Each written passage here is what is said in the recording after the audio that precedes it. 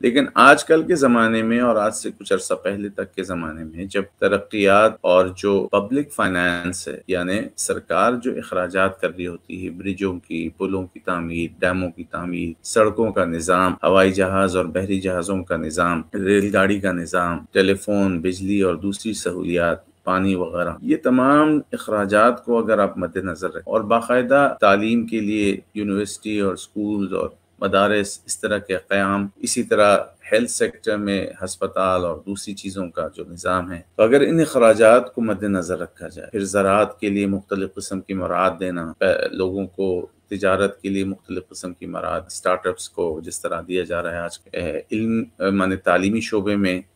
Universities کا قیام اور اعلیٰ تعلیم کا قیام اور تحقیق اور ریسرچ وغیرہ، تو یہ سارے اخراجات اس نوعیت کے ہیں کہ آج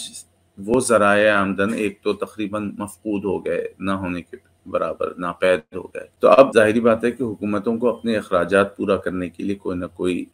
نظام، کوئی نہ کوئی صورت، کوئی نہ کوئی چیز اور کوئی ترتیب اور کوئی نظم مرتب کرنا ضروری ہے۔ تو ایسی صورت میں ان کے لیے ٹیکس وصول کرنا چند شرائط کے ساتھ اس کی شرعاً اجازت ہے اور باقاعدہ علماء نے اور ائمہ نے اس کی اجازت دی ہے۔ اس میں بنیادی طور پہ یہ دیکھا جاتا ہے کہ وہ جو شرح ٹیکس ہے وہ عادلانہ ہو، ایسا نہ ہو کہ کسی پر زیادتی ہو جائے۔ دوسری بات کہ اس کے مصارف بھی ایسے ہوں کہ جو عوام کی ویلفیئر پہ، رفاہی کاموں میں اور ان کی سہولیات خرچ ہوتی۔ اور تیسری صورت اس میں یہ ہے کہ اس میں کسی طرح کا ظلم کا پہلو نہ پایا جائے۔ تو ان تمام شرائط کے پیش نظر ٹیکس کا وصول کرنا یہ جائز ہے، اور جب اس کے جواز میں کوئی ابہام نہیں رہا، پھر یہ فیصلہ کرنا کہ ہم ایک عام آدمی کے طور پہ یہ سوچیں کہ یہ ٹیکس ظالمانہ ہے یا یہ میری بساط سے باہر ہے، یا یہ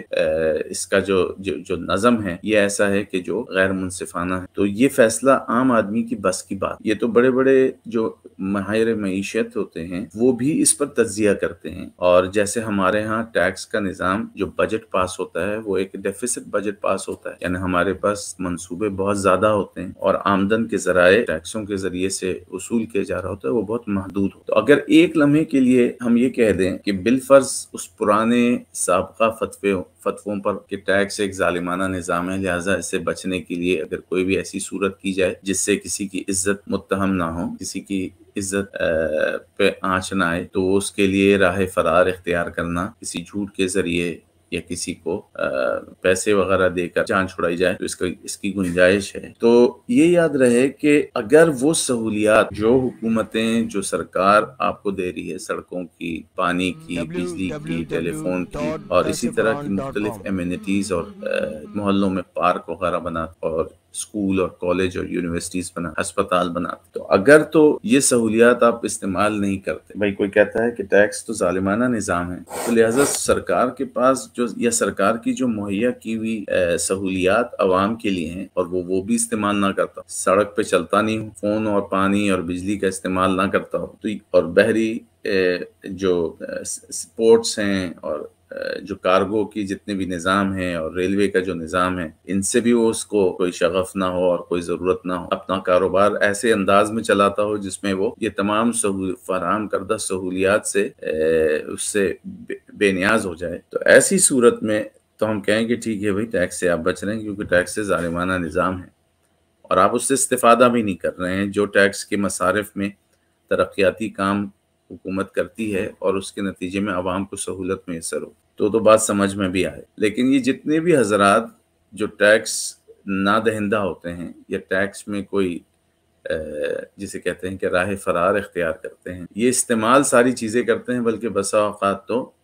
حکومت کو تنقید کا نشانہ بھی بناتے ہیں، اور حکومت کو جب تنقید کا نشانہ بناتے ہیں تو کہتے ہیں کہ یہ تو جو ٹیکس کے پیسے وصول ہوتے ہیں اس کو اپنی عیاشیوں میں، اور تو میں نے جیسے پہلے عرض کیا کہ یہ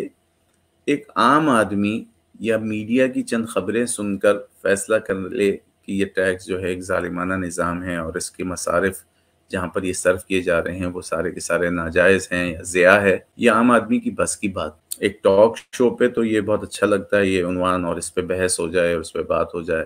یا کسی نجی مجلس میں کوئی انسان بات کر لے تو وہ جسے کہیں کہ مجلس کی محور بن جائے، تو یہ تو ممکن ہے۔ لیکن اس پہ کوئی حتمی نتیجہ قائم کر لینا اور اس سے کوئی نتیجہ اخذ کر کے اس پر عمل کر لینا، یہ میں سمجھتا ہوں کہ عام آدمی کی بس کی بات نہیں ہے۔ اور اس کا اگر ایک صحیح تجزیہ کیا جائے، ایک بہت اچھا انالیسس کیا جائے، تو اس کو خوب سمجھ آ جائے گا کہ پبلک فائنانس سے اگر وہ آشنا ہے تو اس کو نظر آئے گا کہ کیا کیا چیزیں ہو، اور اس سے انکار نہیں کہ بسا اوقات حکمران ان پیسوں کا ناجائز استعمال کرتے ہیں، تو یہ تو وبال ان کے سر آئے گا۔ اس کا یہ مطلب نہیں ہے کہ وہ ان کہ اس غلط استعمال کی وجہ سے ٹیکس نہ دیں، ٹیکس کی چوری کریں یا ٹیکس بچانے کے لیے کسی اور ذریعے کا استعمال کریں جو شرعاً ممنوع ہو۔ اس کے لیے اگر وہ جھوٹ بولتے ہیں یا غلط بیانی سے کام لیتے ہیں یا رشوت دیتے ہیں تو یہ سب کی سب حرام کام ہیں اور اس کا گناہ عائد ہوگا۔ یہ ایک غلط فہمی ہے عوام کے اندر جو میں سمجھتا ہوں۔